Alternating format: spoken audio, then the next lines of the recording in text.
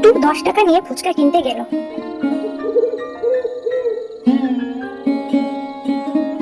চিন্টু যখন ফুচকা নিয়ে বাড়ি ফিরছিল তখন রাত্রি হয়ে গেছে। তখন গাছের নিচে কে ঘোমটা দেওয়া আছে। বাবু, তোমার হাতে ওটা কি? আরে এতে ফুচকা আছে, মা কিনে আনতে পাঠিয়েছে। তোমার মাই তো আমাকে পাঠালো, বললো রাতে অন্ধকারে আমার ছেলের ফুচকা আনতে অনেক কষ্ট হবে, তাই তুমি গিয়ে ওর থেকে ফুচকাটা নিয়ে আসো। দাও তো দেখি ফুচকাগুলো, তোমাদের বাড়িতে পৌঁছে দিয়ে আসি। ঘোমটা দেওয়া মহিলা চিন্টুর হাত থেকে ফুচকা নিয়ে কোথাও যেন উদা হয়ে যায়। চিন্টু ছুটতে ছুটতে তার মাকে গিয়ে বলে, মা মা, তুমি কালকে আমার থেকে ফুচকা আনতে পাঠিয়েছিলে? কই না তো, আমি তো তোকেই ফুচকা আনতে পাঠালাম।